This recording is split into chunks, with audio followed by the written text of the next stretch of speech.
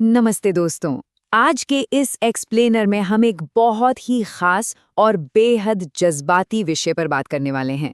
हम मशहूर पक्षी विज्ञानी यानी ऑर्निथोलॉजिस्ट सालिम अली की जिंदगी और उनके गुजर जाने के बाद लिखे गए एक शानदार संस्मरण सांवले सपनों की याद का गहराई से विश्लेषण करेंगे। जाकिर हुसैन साहब का लिखा ये पाठ, यकीन मानिए, कोई आम सी बायोग्राफी नहीं है। ये तो भावनाओं का एक ऐसा कच्चा और गहरा सैलाब है जो सीधे दिल पर लगता है। इसमें एक महान इंसान की पूरी जिंदगी को उनकी यादों के चश्मे से देखा गया है। तो चलिए बिना किसी देरी के शुरू करते हैं। अब सबसे पहले तो ये समझते हैं कि आखिर ये संस्मरण होता क्या है। आसान लफ्जों में कहें तो ये यादों के आधार पर लिखा गया एक लिटरेरी फॉर्म है। जैसा कि मैंने पहले बताया, ये कोई सूखी नीरस सी जीवनी नहीं है। जाकिर हुसैन जी ने इसे सालिम अली की मृत्यु के तुरंत बाद बिल्कुल एक डायरी के अंदाज में लिखा था। जरा सोचिए, जब मन में दुख का तूफान हो और यादें बिल्कुल ताज़ा हों, तब अंदर से जो बेबाक शब्द निकलते हैं ना, ये पाठ उसी कच्चे और गहरे एहसास का नतीजा है। ये उन भावनाओं का एक जीता जागता दस्तावेज है जब कोई अपने सबसे करीबी के अचानक चले जाने पर उसे याद करता है। इस दुख को बयान करने के लिए जो शब्दों का इस्तेमाल हुआ है वो सच में बहुत ही खूबसूरत और पोएटिक हैं। लेखक लिखते हैं कि सुनहरे रंग के पक्षियों के पंखों पर सावले सपनों का एक हुजूम सवार है। अब यहाँ ये सावले सपने क्या हैं? ये दरअसल उन अनकही यादों और दुखों का प्रतीक हैं जो सालिम अली के जाने के बाद हमेशा के लिए पीछे रह गए हैं। ऐसा लगता है जैसे यादों का एक पूरा का पूरा झुंड उनके साथ साथ चल रहा है, बिल्कुल उन पक्षियों के झुंड की तरह जिनके पीछे सालिम अली अपनी पूरी जिंदगी बिना थके भागते रहे।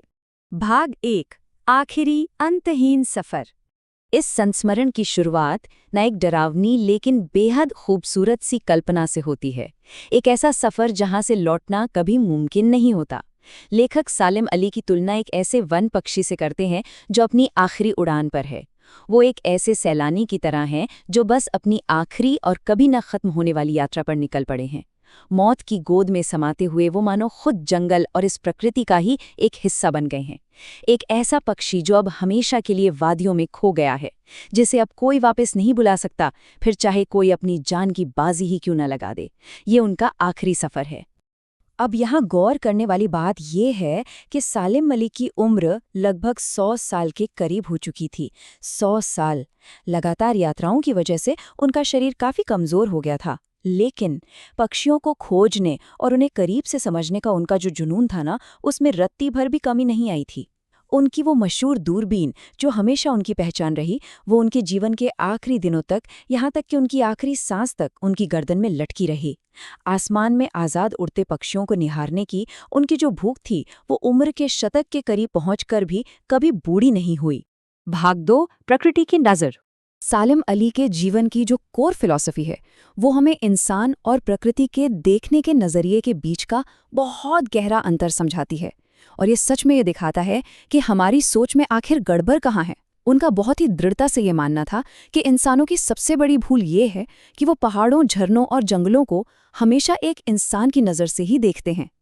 जाहिर सी बात है, जब आप प्रकृति को सिर्फ एक रिसोर्स या एंटरटेनमेंट की चीज़ मानेंगे तो आप कभी भी एक पक्षी के गीत का असली रोमांच या उसकी मिठास महसूस कर ही नहीं सकते। प्रकृति को सच में समझना है तो ये बहुत ज़रूरी है कि उसे उसी की नज़र से देखा जाए, इंसान के स्वार्थ की नज़र से नहीं। इस पूरी बात को समझाने के लिए बहुत ही खूबसूरत उदाहरण दिया गया है वृंदावन में भगवान कृष्ण की बांसुरी का। सदियां बीत चुकी हैं, लेकिन आज भी जब कोई यमुना नदी के किनारे जाता है तो ऐसा लगता है जैसे अभी भगवान कृष्ण आएंगे और अपनी बांसुरी से पूरे माहौल में संगीत का जादू बिखेर देंगे। ठीक उसी तरह सालिम अली की आत्मा भी इस प्राकृतिक दुनिया से हमेशा के लिए जुड़ गई है। ऐसा लगता है जैसे उनका प्रभाव, उनकी मौजूदगी आज भी प्रकृति के जर्रे जर्रे में महसूस की जा सकती है। भाग 3, एक गौरैया का प्रभाव। अब मन में ये सवाल जरूर उठ सकता है कि भाई कोई इंसान इतना बड़ा पक्षी प्रेमी आखिर बन कैसे जाता है। इसके पीछे एक बहुत ही दिलचस्प कहानी है। बचपन में बाकी बच्चों की तरह ही एक दिन सालिम अली खेल खेल में अपनी एयरगन चला रहे थे। तभी उनकी एयरगन से एक मासूम नीले कंठ वाली गौरैया घायल होकर जमीन पर गिर पड़ी। उस नन्ही सी जान को अपने सामने तड़पता हुआ देखकर उनके अंदर अचानक से दया और गिल्ट की एक बहुत बड़ी लहर दौड़ गई। बस वही वो एक पल था जिसने उन्हें हमेशा हमेशा के लिए पक्षियों का रक्षक बना दिया। उन्होंने जीवन भर पक्षियों की रक्षा करने की कसम खा ली और यही वो घटना थी जिसने आगे चलकर उन्हें अपनी मशहूर आत्मकथा फॉल ऑफ अ स्पैरो लिखने के लिए प्रेरित किया। और इस पूरी जीवन यात्रा में उनका साथ देने वाली एक बेहद अहम शख्सियत थी, उनकी पत्नी तहमीना। प्रकृति की इस बेहद खूबसूरत दुनिया को बुनने में और सालेम अली के इस अजीब लेकिन जुनूनी सफ़र को समझने में तहमीना जी का रोल बहुत ही बड़ा था। उन्होंने हमेशा कदम कदम पर उनका साथ दिया और उनके इस बिल्कुल ही अलग तरह के जीवन के चुनाव का पूरी तरह से समर्थन किया। भाग 4 साइलेंट वैली की रक्षा। आपको बता दें कि सालेम अली का जीवन सिर्फ गले में दूरबीन लटकाकर पक्षियों को निहारने तक ही सीमित नहीं था। वो पर्यावरण की रक्षा के लिए बिल्कुल डटकर खड़े होने वाले इंसान थे। एक वक्त था जब केरल की हरी भरी साइलेंट वैली पर रेगिस्तानी हवाओं के कठोर झोंकों का खतरा मंडरा रहा था। उस पूरी की पूरी घाटी के बंजर होने का डर था। ये पर्यावरण के लिए एक बहुत बड़ा और अर्जेंट खतरा था। इस बात से बेचैन होकर सालिम अली ने इस समस्या के समाधान के लिए सीधे सरकार के सबसे ऊंचे स्तर तक जाने का फैसला कर लिया। इन दो महान हस्तियों के बीच की समानता सच में हैरान करने वाली है।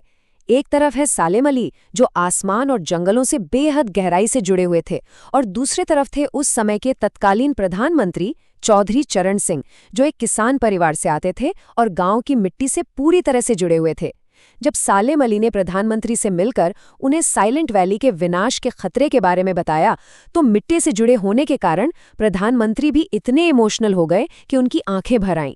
ये जमीन से जुड़े दो लोगों के बीच अपनी प्रकृति को बचाने का एक बहुत ही सच्चा और गहरा संवाद था। भाग 5 एक शाश्वत प्राकृतिक विरासत। इस गहरे भावनात्मक जुड़ाव को और बेहतर तरीके से समझने के लिए चलिए एक और महान प्रकृति प्रेमी D.H. लॉरेंस का उदाहरण देखते हैं। जब लॉरेंस का निधन हुआ तो एक पत्रकार ने उनकी पत्नी फ्रीडा लॉरेंस से उनके बारे में कुछ लिखने की गुजारिश की। जानते हैं फ्रीडा ने क्या जवाब दिया? उन्होंने कहा, मेरे लिए उनके बारे में लिखना असंभव है। शायद छत पर बैठी वो गौरैया उनके बारे में मुझसे ज्यादा जानती है। ये संस्मरण इस कहानी का इस्तेमाल सिर्फ ये बताने के लिए करता है कि सालिम अली और लॉरेंस जैसे लोगों का पक्षियों के साथ एक ऐसा अद्भुत और गैर इंसानी बंधन था जिसे हम इंसान शायद कभी पूरी तरह समझ ही नहीं सकते। और अंत में, आज जब ये महान पक्षी विज्ञानी हमारे बीच नहीं है, तो एक बहुत ही गहरा सवाल हमारे सामने छूट गया है। अपनी दूरबीन लेकर इन खामोश पहाड़